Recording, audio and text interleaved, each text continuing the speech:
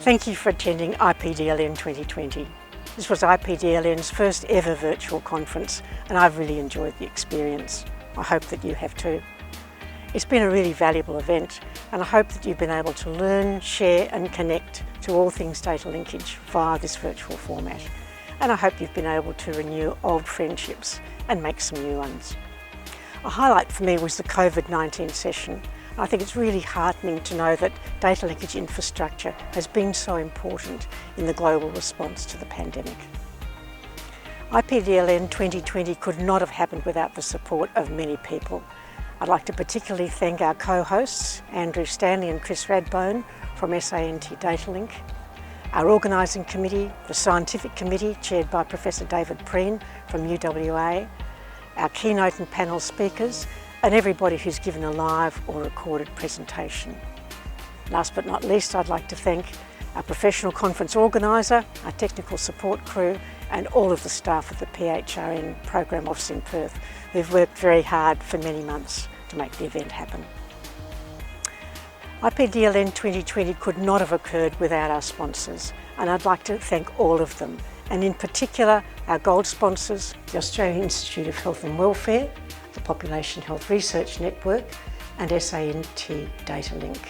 Our silver sponsors, ICES in Toronto and the University of Calgary, and our bronze sponsors, the University of South Australia and the University of Western Australia. As many of you already know, the incoming IPDLN directors for 2021-2022 are Dr. Emma Gordon and Professor Chris Dibben from the Administrative Data Research UK Group. ADR UK is well positioned to lead and develop IPDLN over the next 2 years and to run the forthcoming IPDLN 2022 conference. I'll now hand over to Emma and to Chris to say a few words about IPDLN over the coming years.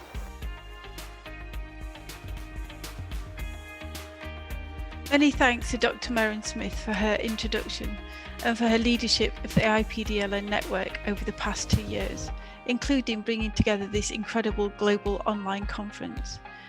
I join you in this most extraordinary of times from my home in South Wales in the United Kingdom, where we've just entered our second national lockdown in response to the COVID-19 pandemic.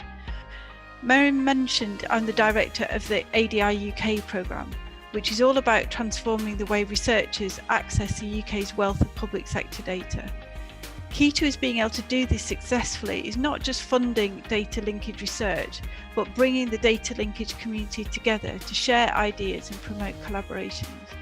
And being co-director of the IPDLN network for 21-22 is an opportunity to take this a major step further by helping to grow the data linkage community globally. And just to come back to the COVID-19 pandemic, I've been really inspired by what we have done collectively to support international scientific understanding of the virus. Whilst this is clearly not the only focus for data linkage research, there's no doubt that the great work that has been going on across our global community for many decades has put us in a good place to support a better understanding of this disease and its impacts. In the UK, research has been made possible because linked data is there to underpin it, so we can understand not just who has been diagnosed with the virus, but also who they are as people within communities. In turn, this has helped raise the profile of why data linkage is key to the future of so many areas of research. I'm really looking forward to co-chairing the IPDLN network over the next 2 years and organising the 2022 conference with my co-director, Professor Chris Dibben. Thank you. I also say how much I'm looking forward to co-chairing the network over the next 2 years.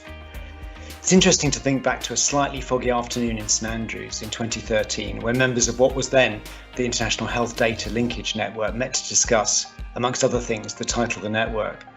I remember there was quite a lot of discussion and the decision to use the broader term population in the network title rather than health.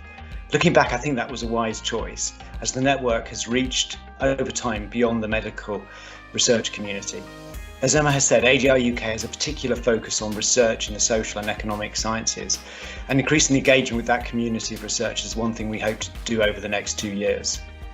Also, with the conference coming to the UK in 2022, we will also look to engage with researchers from across Europe. Often with quite mature administered data systems, the issues of data sharing and system design may be different to the majority of the network members, but I'm sure we all benefit from a deeper engagement. So we look forward to welcome you, hopefully in person, to the UK in 2022.